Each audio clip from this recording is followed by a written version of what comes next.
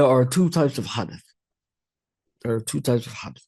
We have hadith al-akbar and asghar. And we've talked about these before.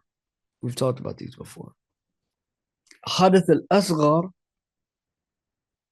these are what we call minor impurities. These are minor impurities. And hadith al-akbar, these are the major impurities.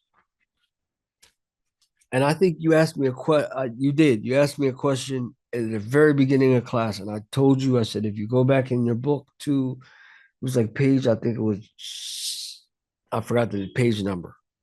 In there, they talk about the hadith. They talk about what an individual has to do if they break their wudu, and what an individual has to do if they break their ghusl. Or if the individual has to make wudu, or an individual has to make ghusl. And in there, you see the ibarah, or you see the phrase, minor impurities and major impurities. All right. This is hadith al-akbar, and hadith al-asghar is the minor impurities, and hadith al-akbar is the major impurities. طيب. So, and you see that's in the book here.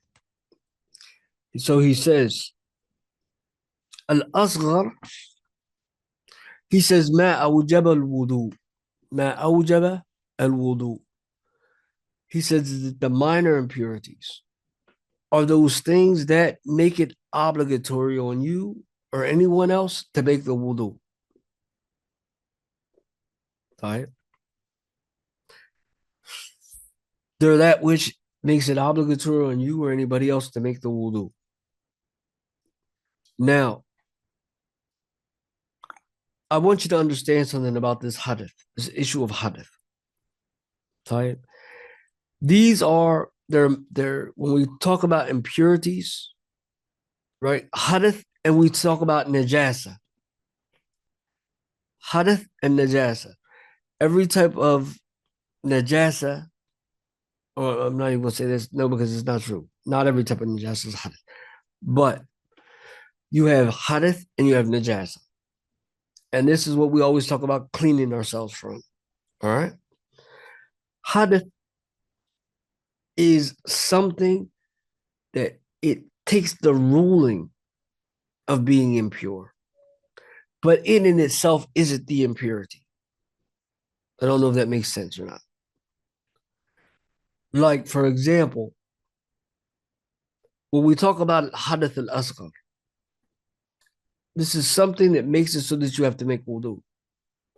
So you're going to the bathroom, makes you have to go make wudu. This is considered hadith al-asghar. But going to the bathroom isn't najis. And it doesn't make you najis, per se. Not to jump into a bunch of different issues. But what we're saying, it doesn't make you najis. What's najis is what comes out. All right? What's najis is what comes out.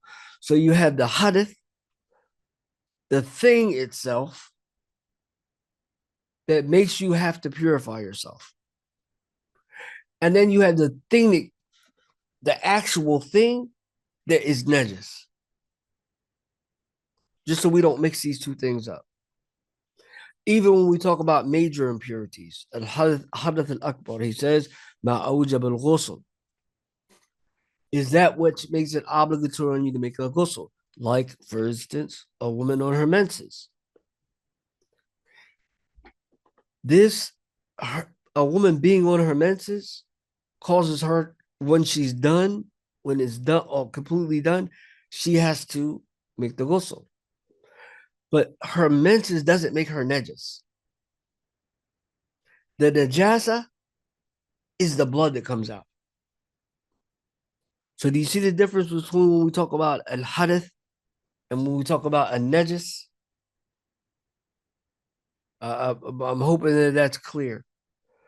So when we talk about the major impurities and the minor impurities, we're talking about things maybe that may be done or may happen or happen to you, or you may do them that cause you to have to purify yourself.